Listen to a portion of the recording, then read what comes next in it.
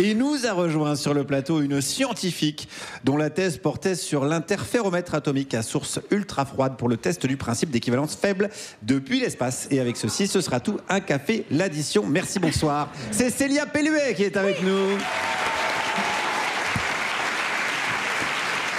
Bonsoir Guillaume, merci beaucoup. Comme tu l'as dit, je suis scientifique et c'est pas toujours facile. Je travaille dans l'aérospatiale à Toulouse, du coup je suis venue en train pour cette chronique et j'avais un voisin un peu envahissant qui m'a posé des questions. Bon, de fil en aiguille, je lui raconte que j'ai bossé dans un observatoire au Chili et fait un peu d'astronomie. Et quand je dis ça, son visage s'illumine. Il me regarde, il répond « Ah, trop bien, tu fais de l'astronomie ?» Tu peux me dire quoi sur moi? Je suis Gémeaux. Aïe, aïe. Ben c'est super, Mickaël. Je peux te dire que t'as l'air spontané, curieux et que tu détestes la routine, mais t'as aussi l'air un peu relou. Astronomie, astrologie, c'est pas pareil. Bon, je sais, quelques lettres de différence, mais ça change beaucoup de choses. Exemple simple, Philippe Etchebest. Ce qu'il fait à manger, c'est de la gastronomie, alors que sa coloscopie réglementaire des 50 ans, c'est de la gastrologie. Tu comprends bien, Mickaël, que dans les deux cas, on parle du tube digestif, mais on prend pas exactement le problème par le même bout. Bon, ben moi, c'est pareil. Ça parle beaucoup à Aymeric, ça. Ah, je me sens inclus, là. Et ben moi c'est pareil, si j'étudie les planètes pour en savoir plus sur la formation du système solaire, c'est de l'astronomie. Si je m'en sers pour t'expliquer que tu trouveras pas l'amour dans ce Ouigo, c'est de l'astrologie. Bon, je n'en veux pas en réalité, c'est juste que je suis un peu tendue. Parce que la semaine dernière sur internet, je suis tombée sur un article qui commençait comme ça.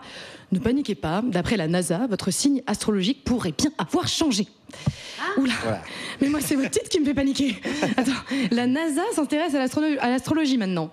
SpaceX à la rigueur j'aurais compris. Bon, d'ailleurs vous savez que Elon Musk c'est un cancer. Oh.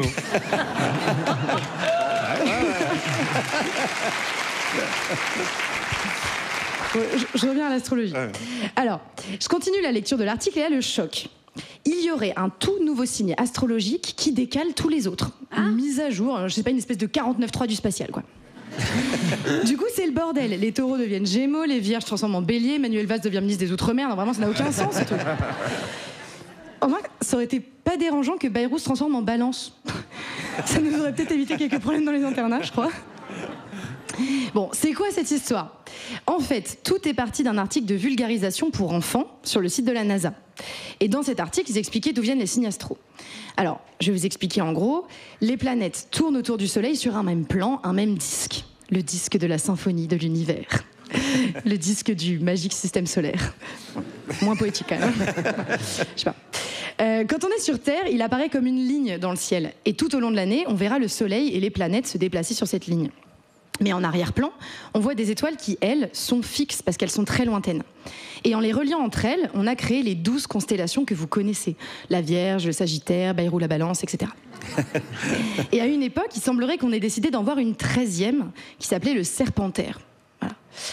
Bon, un beau jour, on a décidé de la virer. Il paraît qu'elle aurait fait une blague un peu limite sur un prépuce. Depuis silence radio, je sais pas. Donc voilà, c'est tout. Pas de changement de signe, pas de mascarade cosmique et surtout, rien à voir avec la NASA. Parce que l'astrologie, c'est ce qu'on appelle une parascience. Elle emprunte des éléments scientifiques, ici les étoiles, pour bâtir une croyance qui, elle, n'est pas prouvée. Alors, je peux pas vous dire si ça marche ou pas. Enfin, si, je peux vous dire. Mais j'ai peur de vexer les gens, parce que je suis Capricorne, du coup. Mais en tout cas, les études montrent qu'il n'y a aucun lien entre la position du Soleil et le caractère des gens. Pourtant, on estime que 40% des Français croient en l'astrologie. Et ça concerne quasiment une femme sur deux. Alors, comment l'expliquer? Peut-être parce que l'astrologie, ça rassure. C'est un doudou émotionnel, une alternative à un père absent ou à un gouvernement nommé de manière surprenante. Et comment expliquer l'intérêt particulier des femmes? Je sais pas, peut-être parce que pendant des décennies, on leur a fait comprendre que les sciences, c'était pas pour elles. Est-ce que vous saviez, par exemple, que dans un des observatoires les plus prestigieux des États-Unis, il a fallu attendre 1965 pour qu'il s'ouvre aux chercheuses? Et l'excuse, c'est parce qu'il n'y avait pas de toilettes pour femmes. Donc bon. Alors attention, je suis pas complètement contre l'astrologie. Je pense qu'il faut respecter les croyances des gens. Mais moi, j'avoue que ce qui me rassure, c'est plutôt de savoir qu'on est tous sur un gros caillou qui flotte dans l'infini de l'univers. Ou que, vraie anecdote, il pleut des diamants sur Uranus. Alors, ce serait beau que le ciel étoilé fasse résonner autre chose en nous que de vouloir lire notre avenir romantique. Je vous promets qu'à défaut de trouver l'être aimé, vous pourriez bien tomber amoureuse des étoiles. Célia Pelluet, mesdames et messieurs. Merci Célia. Merci. Passionnant.